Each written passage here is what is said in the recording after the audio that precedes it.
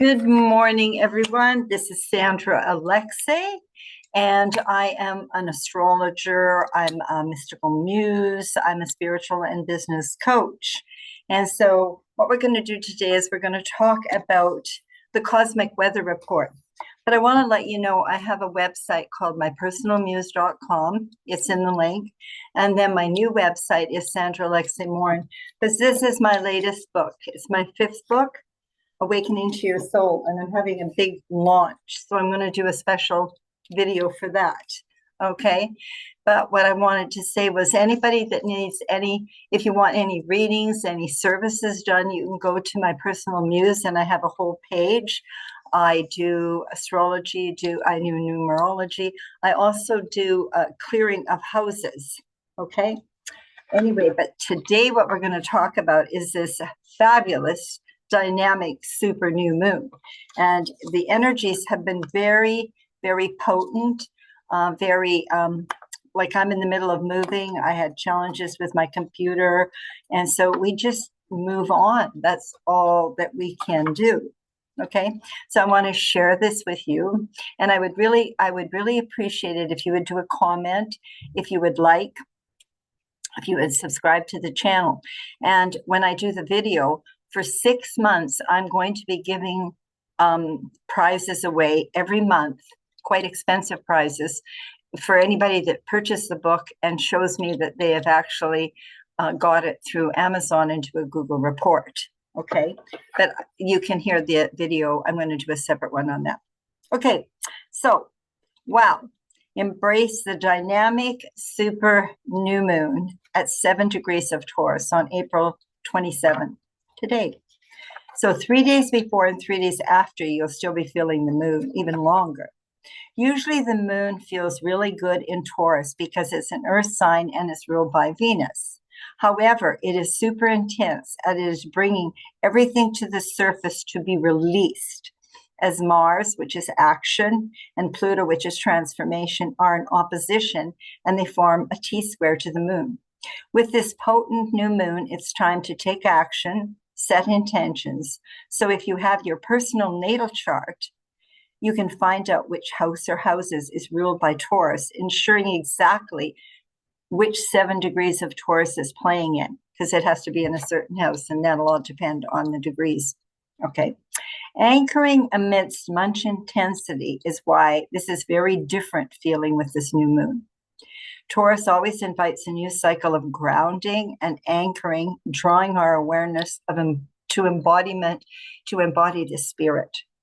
It allows our nervous system to settle and attune, not this one with the square, as it is part of a rare and potent fixed grand cross formed by squares to both Pluto in Aquarius and Mars in Leo. This is the last of 3 of the Mars-Pluto opposition since Mars began its retrograde journey in November of 2024. Thank God. At this time, we have been encouraged to get clear on what matters. Create something now. Confusion is finished.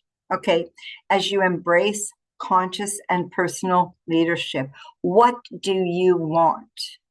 It is very action-orientated, stirring up power struggles and asking us to reclaim creative energy, asserting ourselves in new ways with more emotional authenticity, sovereignty, curbing our anger. Be careful so you don't get angry.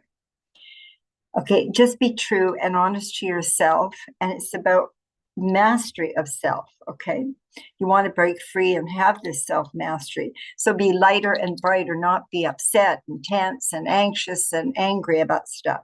It's time to reclaim the aspects of ourselves that seem too much. Again, too much angry, too much sensitivity, too rough.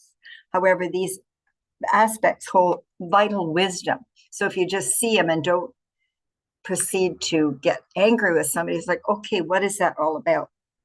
This configuration is undeniably intense, and in the real world terms may look and feel exhausting and overwhelming, and I'm sure people have felt that way for a while. However, it is a blessed invitation. What you need to do in this moment is rest. Be aware and move your body at the pace of your bodies, at the speed of what our nervous system can actually digest. The energy of this new moon will echo throughout the next 30 days. So take your time as things become illuminated now. Baby steps, breathe breath by breath. You may have been feeling very tired and very exhausted. Amidst all this tension, there are gentler energies as Venus, the ruler of this moon, is in exaltation in Pisces. So the energies of grace and beauty. She's conjunct Saturn and the North Node, which brings again clarity and purpose to what we value. And this is about setting new intentions. Wow. And transcendent Neptune now in Aries, and Uranus forms a soft sextile from Taurus.